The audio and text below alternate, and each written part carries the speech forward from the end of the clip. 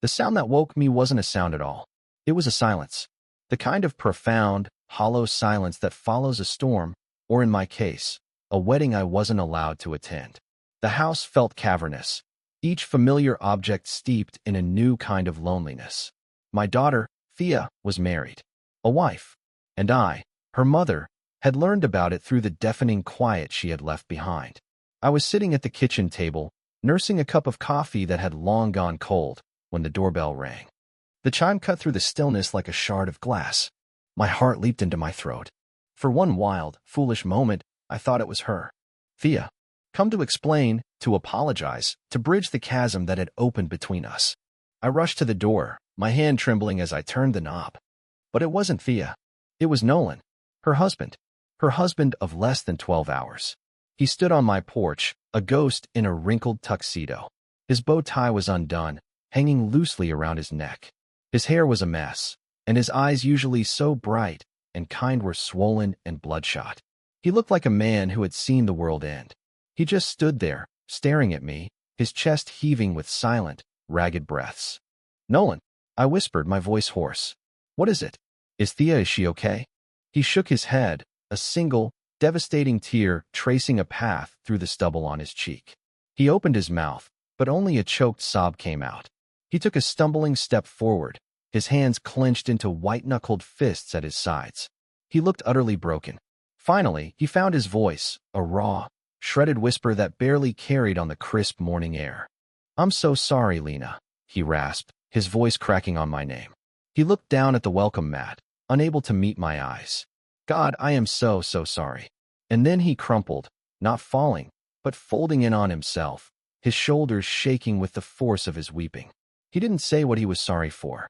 He didn't have to. I knew it was for everything. The scene dissolves, rewinding past the hollow ache of the day before, past the weeks of agonizing silence, back to a time when our world was still whole. Back 3 months. 3 months earlier, my world was small, but it was perfect. It was contained within the 4 walls of the house my husband, David, and I had bought 25 years ago. After he passed, it became a sanctuary for me and Thea, a repository of memories. His favorite armchair still sat by the fireplace, its leather worn smooth. The scent of his old books still lingered in the study. Our lives were woven into the very fabric of the place. Our mornings had a rhythm. I'd be up first, the quiet hum of the coffee maker my only companion. Thea would drift in minutes later, her hair a beautiful mess, and wrap her arms around me from behind. "Morning, Mama," she'd mumble into my shoulder. It was a ritual as sacred as prayer. "Coffee's ready, sleepyhead," I'd say, handing her the mug with the chipped rim that she'd claimed as hers since she was a teenager. That particular morning, the sun was streaming through the kitchen window, making dust motes dance in the air. Thea was practically vibrating with an energy I hadn't seen in her before. She wasn't just happy, she was luminous. "I have something to tell you," she said, her smile so wide it looked like it hurt. She placed her mug on the counter and presented her left hand with a flourish. A diamond glittered on her finger, catching the morning light and scattering tiny rainbows across the ceiling. My breath caught. I knew this was coming. I'd seen the way Nolan looked at her, the way she looked at him. Nolan was a good man. He was an architect, smart and ambitious, but more importantly, he was gentle with her. He listened when she spoke. He remembered the little things, like her favorite flower was freesia and that she hated movies with sad endings. He came from a different world, a world of country clubs and inherited wealth, but his heart seemed to be in the right place. "He asked you," I whispered, taking her hand in mine, my thumb stroking the delicate silver band. "He asked me last night." She beamed, her eyes shining. "At the lake, where we had our first real date. He had a whole picnic set up. It was perfect, Mom. He's perfect." Tears welled in my eyes, the happy kind. I pulled her into a hug, the kind of hug only a mother can give. One that says, "I am so proud of you. I am so happy for you. And I will miss you more than words can say." "Oh, my baby," I said, my voice thick with emotion. "I'm so happy for you." We stood there for a long time, swaying in the middle of our sun-drenched kitchen, 2 halves of a whole, on the brink of a change that would alter everything. My happiness for her was pure, a bright, powerful flame. But deep down, beneath the joy, a tiny, cold ember of apprehension flickered. It was the primal fear of a mother seeing her child step into a world so different from her own. A world I wasn't sure I'd have a place in. The first official meeting was to be a dinner at my house. Nolan's idea. They're dying to meet you properly, Lena, he'd said, full of earnest enthusiasm. And Thea always talks about what an amazing cook you are. I spent 2 days cleaning, cooking, and worrying. I wanted my home, my life, to look worthy of their son. I made my signature pot roast, the one David used to say could solve all the world's problems. I set the table with the good china we only used on holidays. I wanted to make a good impression. I wanted them to see that even if we didn't have much money, we had love and warmth in spades. The moment their Mercedes sedan, a sleek, silver vessel from another planet, pulled up to the curb, I felt a knot tighten in my stomach. Genevieve Peterson stepped out first. She was tall and impossibly elegant in a cream-colored pantsuit that probably cost more than my monthly mortgage payment. Her blonde hair was styled in a perfect, immovable helmet. Her husband, Richard, followed, a quiet man with a polite but distant smile. "Genevieve, Richard, so lovely to finally meet you," I said, plastering on my best hostess smile as I opened the door. "Lena, a pleasure," Genevieve said, her voice smooth and polished. She stepped inside, her eyes doing a swift, comprehensive scan of my living room. Her gaze lingered for a split second on the scuff marks on the hardwood floor, the slightly faded floral print sofa. "What a charming home you have. So cozy." Cozy. The word hung in the air. It was a compliment, but it felt like a judgment. The kind of word you use to describe something small, something quaint, not something impressive. The dinner was a masterclass in subtle condescension. Richard was pleasant enough, asking about my work as a nurse at the local hospital. But Genevieve directed the conversation like a conductor. "A nurse," she mused, taking a delicate sip of her wine. "That must be such demanding work. The hours, the stress. I don't know how you do it." The pause before demanding was just long enough to be insulting, as if she were searching for a polite way to say unpleasant or common. Nolan and Thea, blissfully unaware, chatted happily about their wedding plans. Or rather, the plans Genevieve had already started making. "We've secured a wonderful wedding planner," Genevieve announced, turning to Thea, but looking at me. "Danielle is simply the best. She handled my nephew's wedding at the Greenwich Country Club. It's so important to have a professional eye to create a cohesive vision, don't you think?" I just nodded, a piece of pot roast feeling heavy in my stomach. My own quiet dreams of a simple wedding in our backyard, with fairy lights strung in the old oak tree, evaporated. I was already being written out of the script. Thea, my sweet, eager-to-please Thea, was captivated. "The Greenwich Country Club, wow. Nolan, did you hear that? Mom has it all under control," Nolan said with a slightly helpless smile, as if this was a force of nature he'd long since learned not to fight. The conversation drifted to venues, caterers, and florists, all of them names and places that sounded astronomically expensive. I felt like a spectator at my own daughter's life. Genevieve never once asked for my opinion. She spoke of the wedding as if it were a Peterson family production in which Thea was the lucky star, and I was, at best, a silent member of the audience. The final, sharpest cut came near the end of the evening. Genevieve was telling a story about their family's summer home in Nantucket. "Thea, you will simply adore it," she said, her smile not quite reaching her eyes. "We have a tradition. Every Peterson bride has her portrait painted on the veranda. It's a lineage, you see, a legacy." She looked directly at me then, a flicker of something cold and triumphant in her gaze. She was drawing a line in the sand. On one side was her world of legacy, lineage, and Nantucket portraits. On the other was my world of pot roast, a small house filled with memories, and a daughter I was beginning to feel slipping through my fingers. When they finally left, their silver car gliding silently away into the night, the house felt different. The warmth I had tried so hard to cultivate felt diminished, my efforts seeming small and insignificant. Thea was ecstatic, chattering about the dress designer Genevieve had recommended and the possibility of a honeymoon in Italy. She didn't see what I saw. She didn't feel what I felt. She saw a welcoming family, an exciting future. I saw a woman who viewed me as an obstacle, a remnant of a past that needed to be tidied up and tucked away. That night, as I lay in bed, the silence of the house was no longer comforting. It felt like a premonition. The ember of apprehension I'd felt that morning had been fanned into a slow burning fire of dread. I loved my daughter more than life itself. But for the first time, I was afraid for her. And I was afraid for me. The weeks that followed that first dinner were a slow, painful erosion of my role as mother of the bride. It began with the dress. Since Thea was a little girl, we'd had a daydream. We would go to the bridal shop together, just the two of us. We'd drink cheap champagne from plastic flutes and cry when she found the one. I even had a secret hope she might want to wear my wedding dress. It was simple, timeless, and packed away in my closet, preserved in a box with lavender sachets, waiting for a day I had imagined 1,000 times. One Tuesday afternoon, Thea called, her voice fizzing with an excitement that didn't quite sound like her own. "Mom, you won't believe it. Genevieve made an appointment for me at Vera Wang in the city this Saturday. Can you believe it?" Vera Wang. My heart sank. The city was a 3-hour drive. I worked a 12-hour shift at the hospital every Saturday. It was the one day of the week I couldn't possibly get off on such short notice. She knew that. "Oh, honey, that's wonderful," I said, trying to force enthusiasm into my voice. "But you know I have to work on Saturday. There's no way I can get cover." There was a pause on the other end of the line. A brief, telling silence. "Oh," she said, her voice deflating slightly. "Right. I guess I forgot."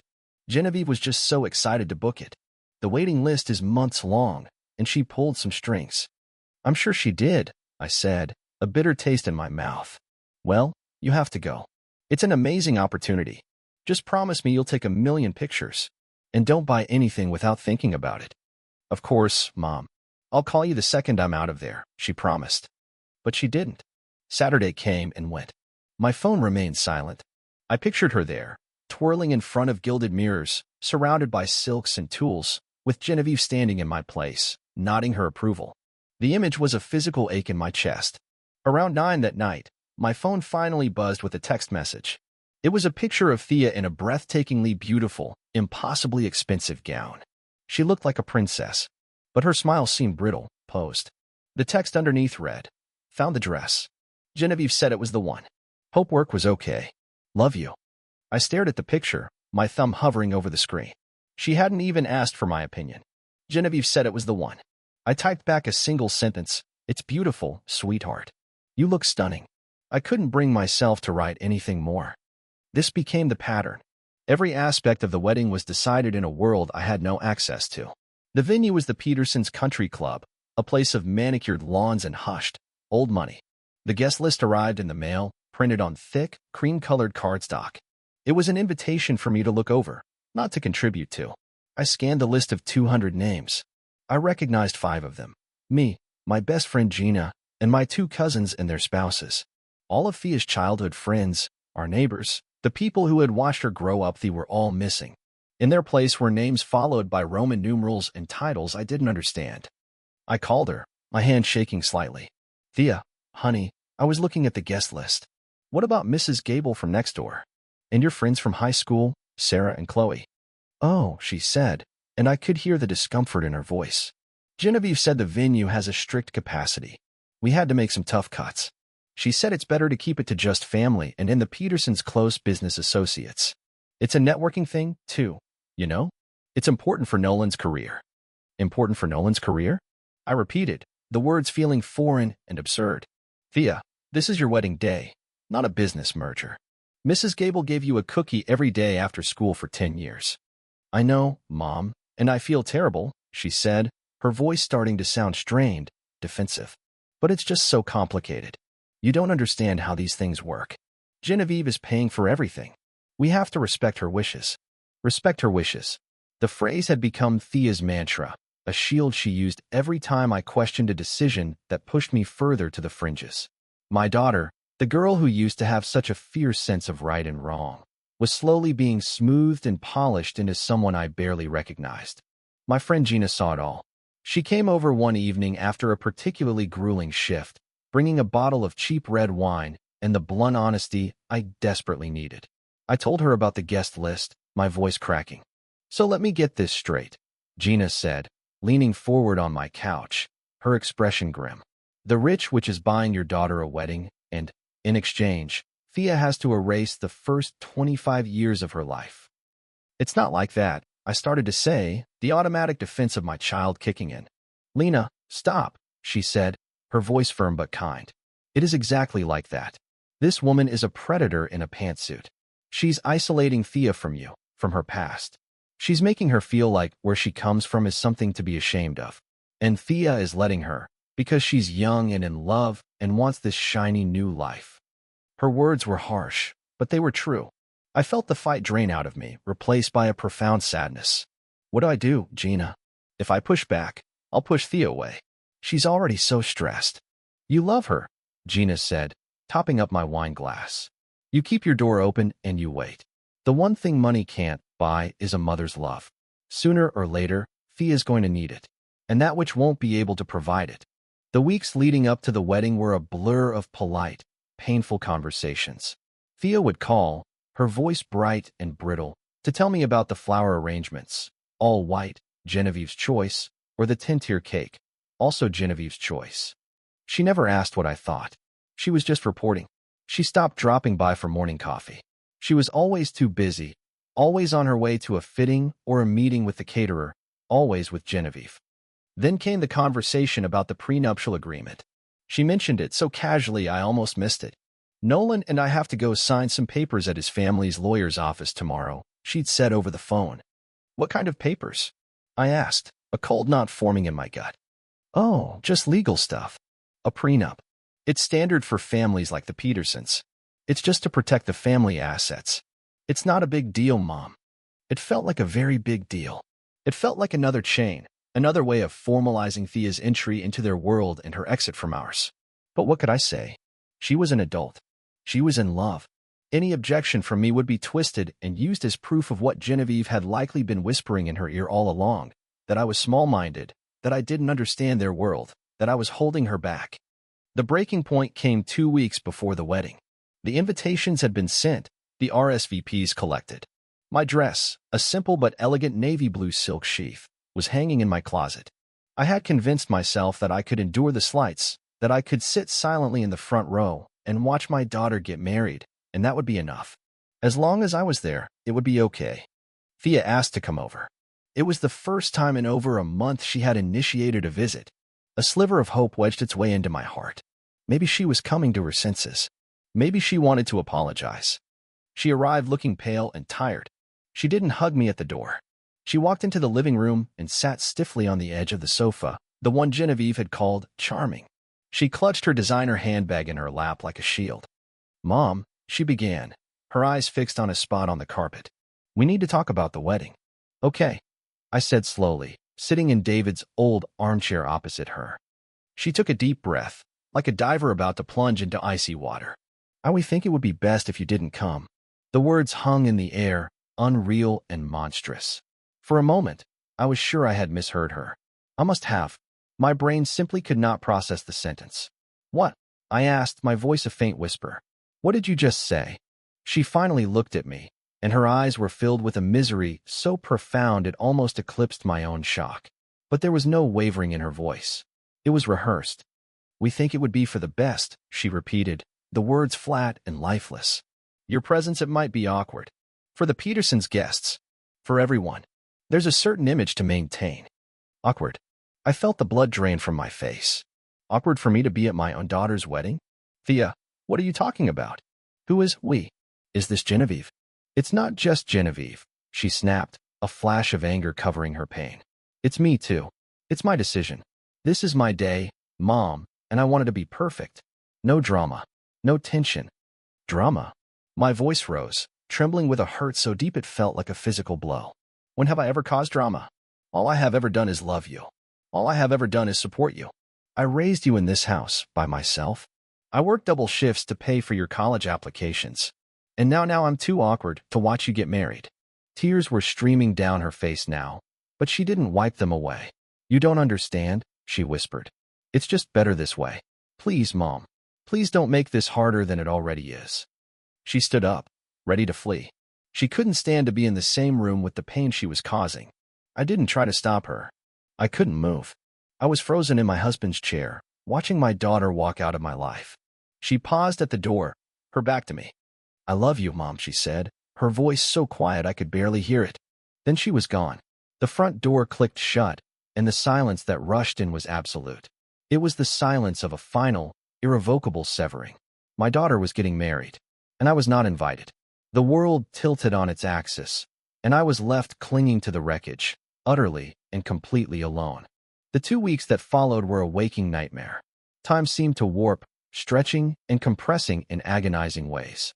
The nights were the worst, long, silent hours where my mind would replay Thea's words over and over again. "It would be best if you didn't come." The sentence was a brand on my soul. Each time I closed my eyes, I saw her face, not the joyful, radiant face of my daughter, but the tormented, hollow-eyed mask of a stranger. I went to work. I had to. The routine was a lifeline. I measured medications, checked vitals, held the hands of strangers. The sterile, predictable environment of the hospital was a refuge from the chaos in my heart. I was a professional. I was calm. I was in control. But sometimes, in the quiet of the supply closet or during a lull at the nurse's station, the dam would crack. I would lean my head against the cool metal of a supply cabinet, and my shoulders would shake with silent, suppressed sobs until I could force the grief back down into the pit of my stomach. My colleagues knew something was wrong. They saw the dark circles under my eyes, the way my smile never quite reached them. But they were polite. They gave me space. Only Gina knew the whole, ugly truth. The day of the wedding arrived, cloaked in a brilliant, mocking sunshine. The weather was perfect. I imagined the light streaming through the stained glass windows of the chapel at the country club, illuminating the white roses that Genevieve had chosen. I imagined Thea, my Thea, in her Vera Wang gown, walking down an aisle I would never see. Gina had offered to spend the day with me. "We can get drunk and watch terrible movies," she'd said. "We can burn a photo of Genevieve. Whatever you need." I appreciated the offer more than she knew, but I turned it down. "I think I just need to be alone today, Gina," I told her, my voice surprisingly steady. "It's something I have to get through on my own." It was a lie. I didn't want to be alone. I wanted to be with my daughter. But since that was impossible, solitude felt like the only honest way to mark the day. It was a form of penance, though I didn't know what crime I had committed. Instead of watching movies, I went up to the attic. It was hot and stuffy, smelling of cedar and old paper. Dust motes danced in the single beam of light from the circular window. I pulled out a large, heavy box labeled Thea's Memories. For hours, I sat on the dusty floorboards and sifted through a life. My daughter's life. My life with her. There were her first shoes, impossibly small and scuffed at the toes. There was the clay handprint she'd made in kindergarten, her name scrawled in clumsy, backward letters. I found the program from her first piano recital, where she'd played a shaky rendition of Twinkle, Twinkle, Little Star, and then beamed at me from the stage, her missing front tooth making her smile all the more precious. I found photos from camping trips, birthday parties, her high school graduation. In every picture, we were together, our arms around each other, our faces alight with a shared joy that now felt like a relic from another civilization. I picked up a photo of her at age 7. She was holding up a dandelion, its fluffy white head ready to be scattered by the wind. "Make a wish, Mama," she had shouted, her voice full of childhood magic. I had wished for her to always be this happy, this free. Looking at the photo now, a wave of grief so powerful it almost knocked the wind out of me washed over me. What had happened to that little girl? Where had she gone? I cried.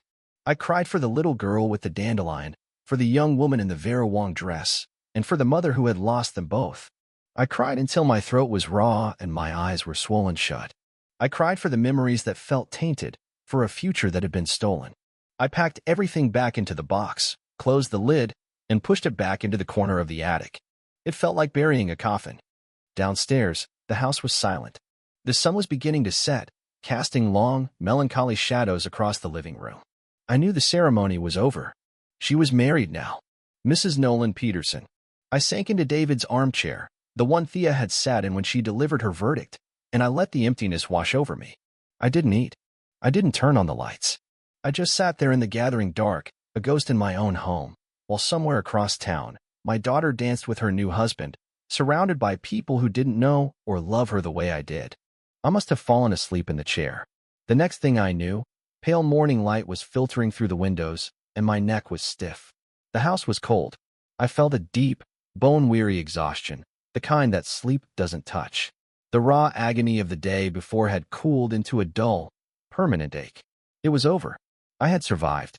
This was my new reality, a life without Thea in it. I shuffled to the kitchen to make coffee, the movements automatic and heavy. The silence was still there, But it had changed. It was no longer a temporary void. It was a permanent feature of the house. As the coffee maker gurgled to life, I stared out the window at the quiet street. A new day, the first day of the rest of my lonely life. And then the doorbell rang. The sound was so unexpected, so alien in the profound quiet, that I flinched. My first thought was Gina, checking in on me, ignoring my request for solitude. I padded to the door, my socked feet silent on the hardwood floor. I wasn't prepared for what I saw. I wasn't prepared for him. Nolan. He stood on my porch, looking like he'd been dragged through hell backward. His tuxedo was a disaster, the crisp white shirt rumpled and stained with what looked like wine. His face was pale and unshaven, his eyes red-rimmed and hollowed out. He looked smaller than I remembered, stripped of the easy confidence he usually wore. He looked lost. He just stood there, staring at me. He didn't seem to know what to do, what to say. He looked like a child who had run away from home and finally found his way back, only to realize the home he'd left was the one he destroyed. "Nolan," I said, my voice a croak. My mind raced through 1,000 terrifying possibilities. Had there been an accident? Was Thea hurt? Is Thea okay? He squeezed his eyes shut, as if the question was physically painful. A single tear escaped and ran down his cheek. He shook his head slowly. It wasn't a no. It was an I don't know, and everything is wrong shake. He opened his mouth to speak, but a dry, rasping sound was all that came out. He swallowed hard, trying again. "Lena," he began, his voice shredded. He couldn't look at me. His gaze was fixed on the worn wood of my porch. "I didn't know. I swear to you, I didn't know the extent of it." "The extent of what?" I asked, my heart pounding a frantic rhythm against my ribs. "Nolan, you're scaring me. What happened last night?" He finally lifted his head, and the raw despair in his eyes hit me like a physical force. He looked completely and utterly broken. "My mother," he choked out. "What she did, what she said, what she made Thea do." He took a shaky step forward, his hands opening and closing at his sides as if he didn't know what to do with them. "Can I?" He gestured vaguely toward the inside of my house. I stepped back, opening the door wider. He stumbled inside, his expensive dress shoes scuffing on the floor. He walked into the center of my living room and just stood there, looking around at the quiet, familiar space as if he'd never seen it before. As if he were seeing it for what it was, a home. The home his new wife had been forced to abandon. And then he began to speak, his voice low and ragged, and he told me everything. He told me about the wedding reception, about the champagne and the laughter and the beautiful, terrible lie that had been built at the center of it all. The lie that had my name on it. I led Nolan to the sofa, and he sank into it, his body looking too heavy for his own bones. I sat in David's armchair, the same one where I had received my sentence from Thea. It felt like we were bookending the tragedy. I didn't offer him coffee or water. It felt like a moment that required no pleasantries, only the raw, unvarnished truth. "The wedding was beautiful," he began, his voice flat, devoid of the joy those words should have held. "Everything looked perfect. The flowers, the music, Thea. She looked like an angel, Lena. But her eyes, they were never quite right. There was a shadow in them. I thought it was just nerves. I was a fool." He stared at his hands, which were clasped so tightly together his knuckles were white. "The ceremony was fine. We said our vows. Everyone clapped. We went to the reception at the club. Everyone was drinking champagne, telling us how happy we looked. And we smiled. We posed for pictures. We did the first dance. But it was all a performance. Thea was there, but she was also a million miles away. She was fragile, like a glass doll. I kept asking if she was okay, and she'd just nod and force a smile." He took a shaky breath, gathering himself. The dinner went on. The toast started. My father gave a short, polite speech. My best man told some embarrassing stories from college. It was all normal. And then my mother stood up. "Genevieve." He said her name like it was a curse. She tapped her glass with a spoon, and this hush fell over the room. She had this smile on her face. A benevolent, mother of the groom smile. But it was all wrong. It was triumphant. Predatory. Nolan's eyes met mine, and for the first time, I saw a flicker of the anger that was churning beneath his grief. She started by welcoming Thea to the family. She talked about what a lovely, bright young woman she was. How she was the perfect match for me. It was all platitudes. The kind of speech you hear at every wedding. He paused, his jaw tightening. And then she shifted. She said, "I know there's one person whose absence is deeply felt tonight. Thea's mother, Lena." A murmur went through the crowd. People looked at Thea. Her face went completely white. She looked like she was going to be sick. My own stomach twisted into a knot.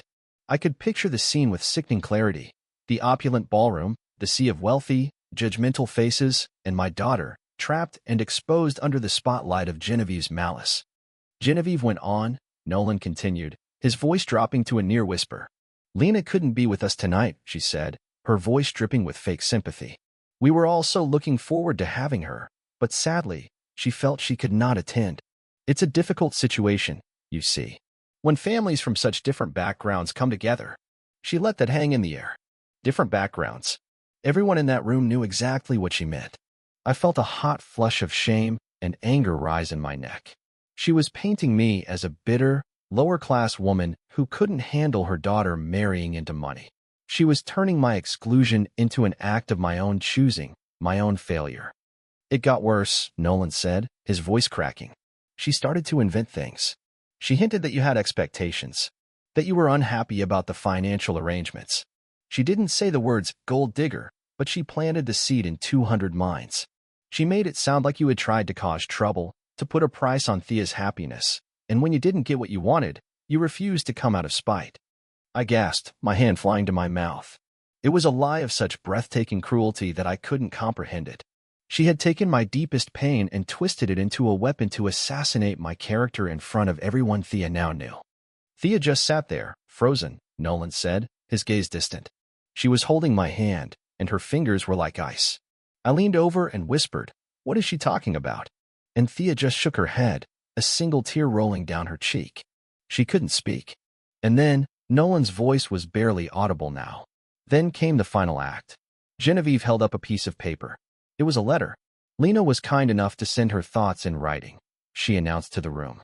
And while it is painful, I feel it's important for everyone to understand the situation, to understand the sacrifice Thea has made to be here tonight. My blood ran cold. A letter? I hadn't written any letter. She started to read from it, Nolan said, shaking his head in disbelief. She read this vile, hateful letter. It was supposedly from you. It said you couldn't support a marriage that was so clearly about social climbing. It said Thea was turning her back on her family, on who she was. It said you were ashamed of her. And it ended with the line, "I refuse to stand by and watch you make the biggest mistake of your life. Do not expect me to be a part of this charade." The air left my lungs.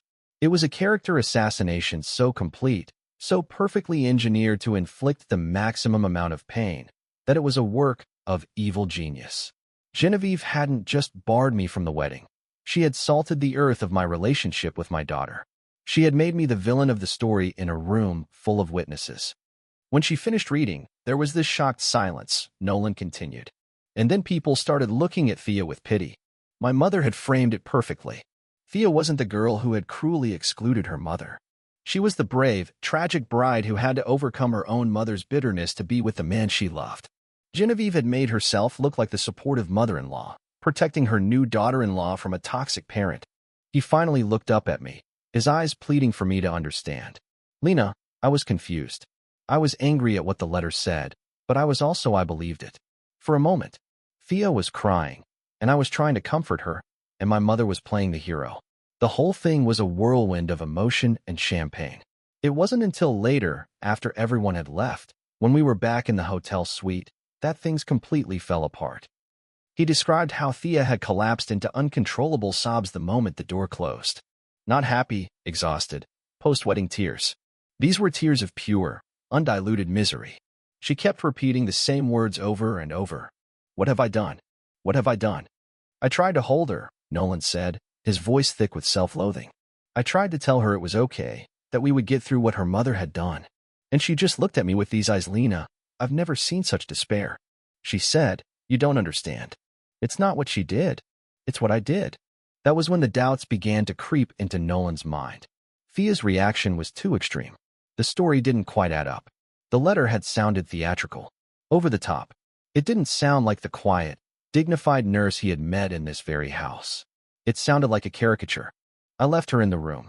I told her I was going to get some air, but I went back to my parents' suite. I had a key. They were out at an after-party with their friends. I went straight to my mother's study. I don't even know what I was looking for. A hunch. An instinct. I turned on her laptop. He let out a short, Bitter laugh.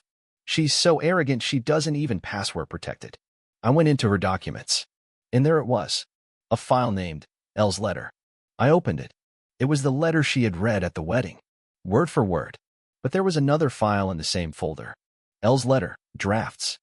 He looked at me, the final, devastating piece of the puzzle clicking into place in his mind, and now in mine. I opened it. There were 3 different versions of the letter. She had crafted it. She had written it, revised it, perfected every cruel word. She had manufactured the entire thing. The letter from you, Lena, it was a fake. You never wrote it. I closed my eyes, a wave of dizzying relief and profound rage washing over me. Relief that Thea hadn't seen those words and believed they were from me. And rage at the calculated, sociopathic cruelty of the woman who had orchestrated it all. She hadn't just lied. She had committed an act of psychological warfare against me and her own son's new wife. I felt like I was going to throw up, Nolan whispered. I sat there, staring at the screen, and I realized the scope of her manipulation. I realized what she had done to Thea, what she had forced Thea to do. It was all a test, a loyalty test, and Thea had been trapped. He stood up and began pacing the small living room, his movements agitated, a caged animal. He ran his hands through his hair, his mind clearly racing, connecting dots that had been invisible to him before. But that wasn't even the worst of it, he said, stopping in front of the fireplace, his back to me. That wasn't the discovery that broke me. That's not the reason I'm here. He turned around slowly, his face a mask of anguish. There was another file on her desktop, a scanned PDF. It was from their family lawyer, and the file name was Thea Peterson, executed prenuptial agreement. A prenup? I asked, my voice barely a whisper. Thea told me about that. She said it was standard. It is standard for my family, Nolan said, his voice laced with a bitterness so profound it seemed to corrode the air. Protecting the Peterson assets, the company, the inheritance. That part is normal. I signed one myself years ago, acknowledging the family trust. I knew Thea would have to sign one. I thought it was just financials. I never read it. My father's lawyer just said it was the standard document. I trusted him. He let out a hollow, self-deprecating laugh. I was a fool. I should never have trusted anyone in that family. He walked back to the sofa, but didn't sit down. He stood over the coffee table, leaning on it with his palms, his head hung low as if the weight of his confession was too much to bear. I opened the file, Lena. I read the whole thing.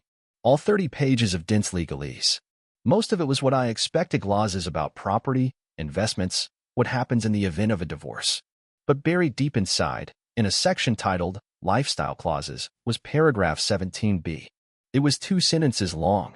But those 2 sentences, they explained everything. He looked up at me, his eyes wide with a combination of horror and rage. It stipulated, as a condition of the marriage and her inclusion in the family trust, that Thea had to agree to limit contact with influences deemed detrimental to the harmony and unity of the Peterson family. It didn't name you, Lena. It didn't have to. It was written for you. I felt the room tilt. It wasn't just a malicious whim or a cruel suggestion from Genevieve. It was contractual. It was a legally binding document that held my daughter hostage. They hadn't just manipulated her. They had trapped her, using their wealth and power as the bars of her cage. Thea's desperate, rehearsed words came flooding back to me. Please don't make this harder than it already is. She hadn't been pushing me away out of spite or shame. She had been fulfilling a contractual obligation. The clause was specifically tied to her receiving any financial support from the trust. Nolan continued, his voice shaking with fury. If she violated it, she would be in breach. She would get nothing. Not a penny. It was a loyalty clause, Lena. A disgusting, manipulative loyalty clause designed by my mother to systematically sever Thea from her own life. From you. He finally straightened up, a new, hard light in his eyes. The broken boy who had arrived on my porch was gone, replaced by a man who had seen the full extent of the evil he was a part of. It all made sense in that one, horrible moment, he said. The dress, the guest list, the constant, suffocating presence of my mother. They were all smaller tests, leading up to the main event. Forbidding you from the wedding, that was the ultimate proof of loyalty. The final exam. My mother needed to prove to herself, and to my father, that Thea was fully under her control, that she was willing to sacrifice the most important person in her life to become a Peterson. He paced the room again, his energy frantic. And I let it happen. I stood by and watched my mother play her games, and I told myself it was just Genevieve being Genevieve. I let Thea handle it because I didn't want the confrontation. I was a coward. I let the woman I love walk into a predator's den, and I didn't even see the trap until it had already snapped shut around her. He stopped in front of me, his expression raw with desperation. After I found the prenup and the fake letter, I went back to our hotel suite. I felt like I was sleepwalking. Thea was huddled on the bed, wrapped in a blanket, looking so small. I sat down next to her. I didn't even know what to say. I just held up my phone, showing her the picture of the draft letter on my mother's computer. She looked at it, and then she looked at me, and she started to sob. Not the miserable, trapped sobs from before. These were sounds of pure, shattering relief. She didn't write it, Thea cried. My mom didn't write that letter. And I just shook my head and said, "No, Thea, she didn't. My mother did." For a long moment, the only sound in my living room was Nolan's ragged breathing. He had laid the entire, monstrous truth bare. It was a story of breathtaking cruelty, of emotional blackmail so profound it bordered on psychopathy. And my daughter, my kind, loving, slightly naive daughter, had been its primary victim. My heart ached for her, an agony that eclipsed my own pain. I hadn't been rejected. I had been surgically removed. What happened then? I asked softly. I told her about the prenup, he said. I told her what I'd found, and I watched the last bit of color drain from her face. She confessed everything. How my mother had cornered her with the document a few weeks ago. How she had presented it not as a choice, but as a formality. All Peterson brides sign this, darling. It shows you're truly one of us.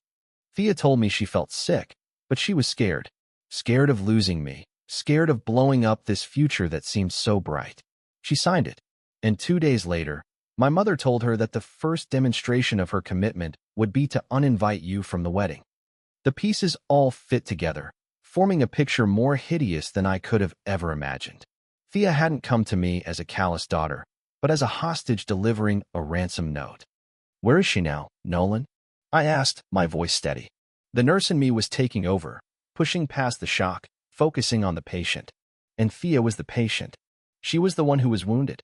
She's at a hotel near the airport. I took her there myself. I packed her a bag. I told her not to answer her phone, not to talk to anyone. I had to get her away from them. And then I had to come here. I had to tell you. You needed to know the truth. You needed to know that it wasn't her. Not really. He looked at me, his eyes pleading. She loves you so much, Lena. This has been killing her. She thought she was protecting you in some twisted way. That if she just did this one horrible thing, my mother would get off her back, and she could slowly bring you back into her life later. She didn't understand that this was just the beginning. He finally seemed to run out of words. He sank back onto the couch, the adrenaline fading, leaving behind a vast, hollow emptiness. He had done the right thing. He had uncovered the truth and brought it to me. He had rescued my daughter from the immediate danger. Now, he was just a young man who had discovered on his wedding night that his entire family was built on a foundation of lies and cruelty, and that his new marriage was a sham, consecrated by blackmail. I stood up and walked to the kitchen. My movements were no longer heavy. They were filled with purpose. I filled a glass with water and brought it to him. He took it, his hand trembling slightly. "Thank you," he whispered. I sat back down in my chair, not as a victim, but as a mother whose child was in trouble. The pain was still there, a deep, resonant throb, but it was now overlaid with a fierce, protective anger. Genevieve Peterson had made a critical error. She had underestimated me. She saw a quiet, working-class nurse and assumed I was weak. She had no idea what a mother was capable of when her child was threatened. "What happens now, Nolan?" I asked, my voice calm and clear. He looked up, surprised by my composure. He shook his head.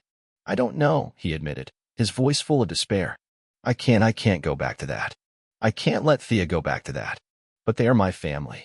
My whole life is entangled with them. The business, the money, everything. That's just stuff. Nolan," I said, the words coming out with a clarity that surprised even me. "It's not a life. It's a prison. You saw it yourself. You can walk away from a prison." He stared at me, a flicker of something new in his eyes. It wasn't hope, not yet, but it was a recognition of strength. He had come to my house to confess, to apologize, expecting tears and recriminations. He had found an ally instead. "She needs her mother," he said softly. "Yes," I replied, my heart aching with the truth of those words. She does. We sat in silence for another moment, two strangers bound together by a bizarre and painful tragedy. The groom who had discovered the truth, and the mother who had been denied the wedding. The sun was higher in the sky now, streaming into the living room, illuminating the dust in the air. But it no longer felt mocking. It felt like the dawn of a new day, a day of reckoning, a day when the truth would finally be brought into the light. The quiet of my house was no longer a symbol of my loneliness.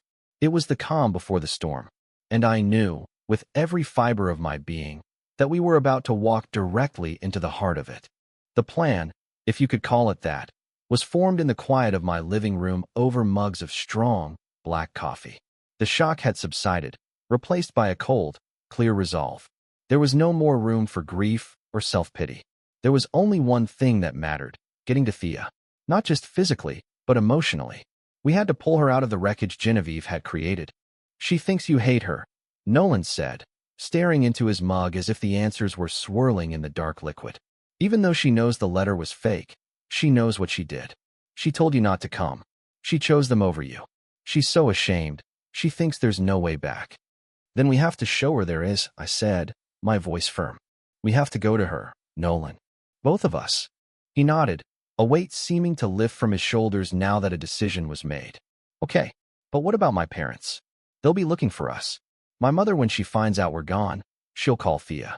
She'll start manipulating her again, telling her I've kidnapped her, that I'm turning her against the family. Then we have to get to Thea first, I said. And then, we have to face your mother. The thought of confronting Genevieve sent a tremor of fear through me, but I pushed it down. This wasn't about me anymore. It wasn't about my hurt feelings or my desire for an apology. This was a rescue mission. We drove in Nolan's car, the same expensive sedan that had first brought the Petersons to my door. Now it felt like a getaway vehicle. The drive to the hotel was silent, each of us lost in our own thoughts. I was rehearsing what I would say to Thea, trying to find the words that would convey love and forgiveness without minimizing the pain she had caused. I didn't want to absolve her. I wanted to heal her. Nolan gave me the room number, and I went up alone. He waited in the lobby, giving us the space we needed. My hand trembled as I knocked on the hotel room door. Go away, a muffled voice sobbed from inside. It was Thea. The sound of her despair was a knife in my heart. Thea, honey, it's me, I said, my voice gentle but firm. It's Mom. Please open the door. There was a sudden, sharp silence. I could hear a faint shuffling, and then the sound of the chain being unlatched. The door opened a few inches. A sliver of her face appeared pale, tear-stained, her eyes wide and fearful. She looked like a cornered animal. Mom, she whispered, as if she were seeing a ghost. I'm here, baby, I said, my own voice breaking. I pushed the door open gently and stepped inside. The room was dark, the heavy blackout curtains drawn. A suitcase lay open on the floor, clothes spilling out. An untouched room service tray sat on the desk. Thea just stood there, clutching the lapels of her hotel robe, her beautiful wedding hair a tangled mess. She stared at me, her chest heaving with silent, ragged breaths. Nolan told me everything, I said softly. The letter. The prenup. All of it. That was all it took. Her face crumpled, the carefully constructed dam of her composure bursting into a million pieces. A gut-wrenching sob tore from her throat, and she collapsed into my arms, burying her face in my shoulder. I held her, stroking her hair, just like I did when she was a little girl who'd had a nightmare. She felt so fragile, so thin. I'm sorry, she wept, her words muffled against my shirt. Oh God, Mom, I'm so sorry. I'm sorry. I know, baby. I know, I whispered, rocking her gently. It's okay. I'm here now. It's okay. We stood there for a long time, her tears soaking my shirt, until her sobs quieted into shuddering breaths. I led her to the bed and we sat down, still holding on to each other. I was so scared, she said, her voice hoarse. She made it sound so reasonable, so normal. She said it was about protecting us, protecting the family. And I wanted to believe her. I wanted this perfect new life so badly that I was willing to cut out my own heart to get it. And you were my heart, Mom. Fresh tears welled in her eyes. When I told you that you couldn't come, it was the hardest thing I've ever done. I felt like I was dying inside. I hated myself. And I hated her. But I felt so trapped. I thought if I just did that one thing, she would leave us alone. She never would have left you alone, I said, my voice full of a certainty that came from a mother's instinct. This was just the first step. She wanted to own you, Thea. And she almost succeeded. A new look came into Thea's eyes, a flicker of the fierce, strong-willed girl I knew was still inside her. The helplessness began to recede, replaced by a slow-burning anger. She won't, Thea said, her voice gaining strength. She won't own me. Not anymore. Nolan came up a few minutes later. He stood in the doorway, his expression anxious. Thea looked at him, and for the first time since this nightmare began, a genuine, albeit watery, smile touched her lips. She held out a hand to him, and he rushed to her side, completing our small, broken circle. We have to go back, Thea said, looking from Nolan to me. We have to face her. I can't live in fear of her anymore. I need to get my life back. The drive to the Peterson mansion was the complete opposite of the drive to the hotel. We weren't silent. We talked. We pieced together the timeline of Genevieve's manipulation. We validated each other's feelings, and we formed a united front. By the time Nolan turned the car into the long, winding driveway of his parents' estate, we were no longer three broken individuals. We were a family, a new family, forged in crisis. The house was a monument to wealth and power, a massive, stone-faced fortress designed to intimidate. The front door was opened before we even reached it by a stone-faced housekeeper. Mrs. Peterson is in the drawing room, she said, her eyes not meeting ours. Genevieve was sitting on a pristine white sofa, a teacup balanced in her hand. She looked up as we entered, her expression one of cool, calculated surprise. Richard, her husband, stood by the fireplace, looking uncomfortable. Well, look what the cat dragged in, Genevieve said, her voice dripping with venomous sweetness. The runaway bride, and her knight in shining armor. And Lena, to what do we owe the pleasure? Cut the act, mother, Nolan said, his voice cold and hard as steel. He walked to the center of the room, with Thea and me right behind him. We stood together, a solid, unbreakable line. We know everything. Genevieve raised a perfectly sculpted eyebrow. I don't know what you're talking about, dear. You both look dreadful. Thea, darling, you must be exhausted. Why don't you go upstairs and rest? We can talk later, after you've had a chance to calm down. It was her classic move, dismiss, diminish, and infantilize. But it didn't work this time. No, Thea said, her voice ringing with a clarity and strength that made me prouder than I had ever been. We're going to talk now. I saw the letter, Genevieve. The one you wrote. A flicker of shock crossed Genevieve's face, so quick if you blinked you'd miss it. She recovered instantly. That letter? From your mother? Yes, it was terribly upsetting. A classic case of jealousy, I'm afraid. Stop lying, Nolan snapped. He pulled out his phone. I have the drafts from your computer. The different versions. The ones where you tried to get the wording just right to make my wife's mother sound like a monster. Richard took a half step forward. Nolan, son, that's a serious accusation.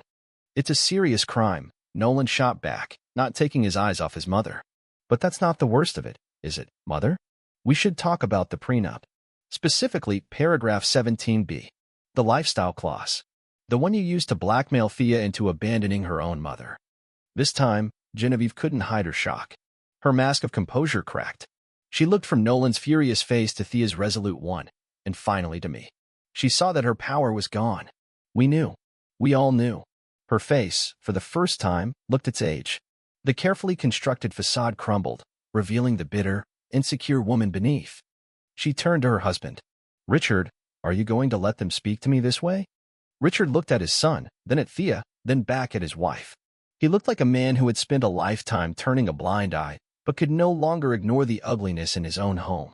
He sighed, a deep, weary sound. Genevieve, did you do this? Did you write that letter? Of course not, she shrieked, her voice losing its polished edge and becoming shrill. They're lying. This woman, she pointed a trembling finger at me, has poisoned them against me. She was never good enough for this family, and I was right to try and protect us from her. And there it was. The truth in all its snobbery and ugliness. You weren't protecting anyone, Thea said, her voice quiet but devastating. You were destroying. You tried to destroy my relationship with my mother. You tried to destroy my spirit. You tried to turn me into one of your possessions.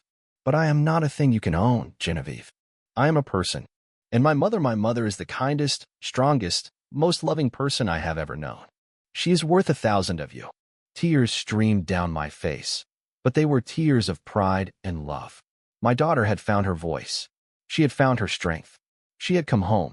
Genevieve just stared, her mouth opening and closing like a fish. She had no words. Her weapons, her money, her lies, her power were useless. The truth had disarmed her completely. "We're leaving," Nolan announced to the stunned room. "Thea and I. We're leaving this house, and we are not coming back. As for the marriage, we'll figure that out. But it won't be under this roof.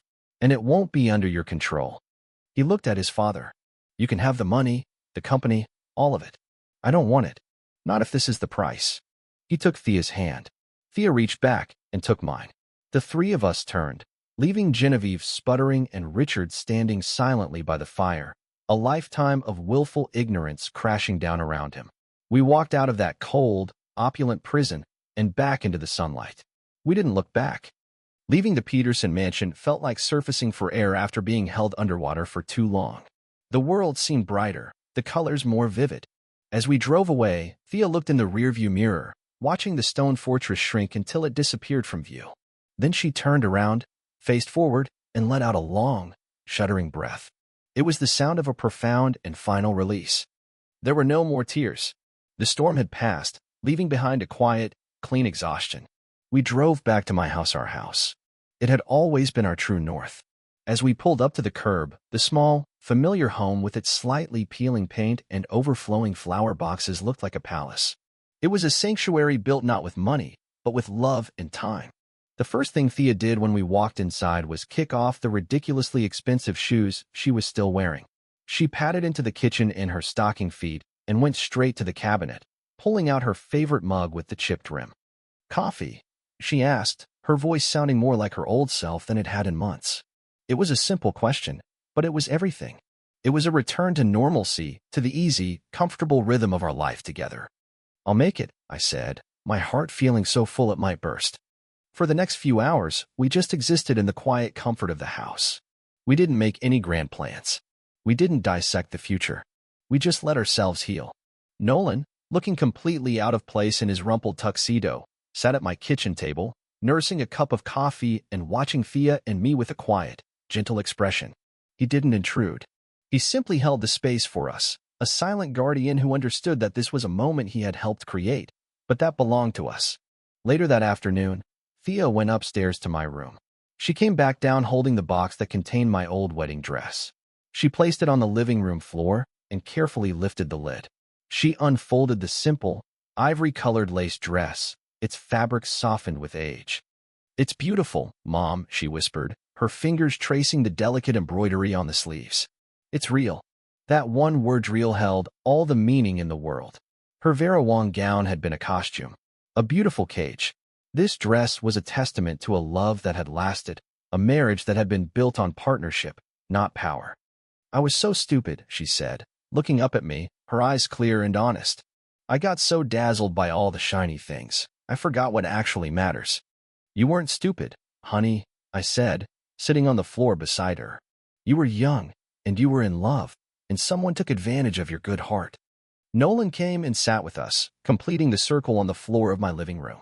"She took advantage of both of us," he said, reaching out and taking Thea's hand. "I was so desperate for her approval, so used to her running everything, that I didn't protect you. My only job was to protect you, Thea, and I failed. We're going to have to rebuild, and it starts with me earning back your trust." Thea looked at him, her expression soft. "You didn't fail, Nolan. You saved me. You opened the door to the cage. The rest we can figure out the rest together." And in that moment, I knew they were going to be okay.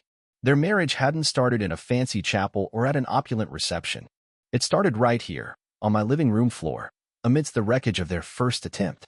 This was their true wedding day. It was messy, painful, and stripped down to the bare essentials: truth, forgiveness, and the choice to love each other without artifice. The weeks that followed were a time of quiet reconstruction. Thea and Nolan stayed with me.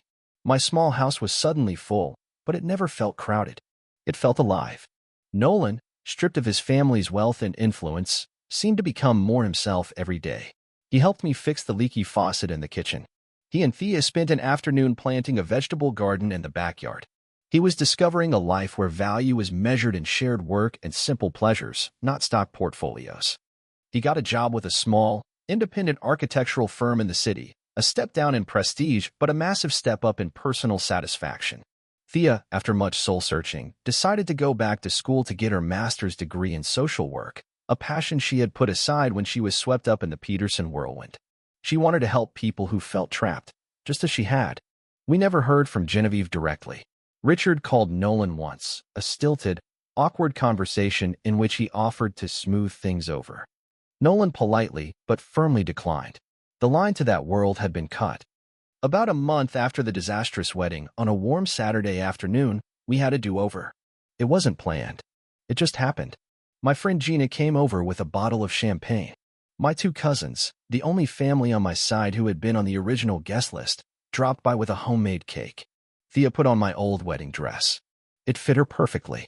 Nolan wore a simple linen shirt and slacks. We gathered in the backyard, under the old oak tree that I had once dreamed would shelter her wedding. Nolan had strung it with fairy lights the day before. There was no priest, no audience of strangers. Just the five of us. Nolan turned to Thea, his eyes full of a love that was deeper and more real than anything I'd seen before. "I know we already did this once," he said, his voice thick with emotion. "But I want to say the words again. Here. With the people who really matter. Thea, I promise to love you, to protect you, and to always, always listen to you. I promise to build a life with you based on truth and partnership. You are my home." Thea was crying, but this time, her tears were pure joy. "Nolan," she said, her voice steady, "I promise to love you, to trust you, and to be your true partner in everything. I promise to never again forget what is real." They exchanged the simple, inexpensive rings they had bought the week before, and then they kissed. It wasn't a kiss for a camera or a crowd. It was a quiet, profound sealing of a promise that had already been tested by fire. I stood back, watching my daughter and her husband, my heart overflowing. Gina came and stood beside me, squeezing my arm. "See," she whispered. "What did I tell you? The witch didn't stand a chance." I smiled, a real, bone-deep smile. The journey had been agonizing. The wound Genevieve inflicted would leave a scar. But what had emerged from it was something stronger and more beautiful. My relationship with my daughter, once fractured, was now unbreakable. She had found a partner who truly saw her and loved her for who she was, not who he could mold her into. Sometimes, life has to fall apart completely for the pieces to be put back together in the right way. My daughter had forbidden me from her wedding, and it had broken my heart. But the morning after, when her new husband stood weeping on my porch, it wasn't the end of our story. It was the beginning of a better one, a true one. And as I watched them laugh in the dappled sunlight of my backyard, I knew that sometimes the person who gets left out isn't the villain. Sometimes they are simply the anchor, waiting patiently for the storm to pass, ready to welcome the ship home.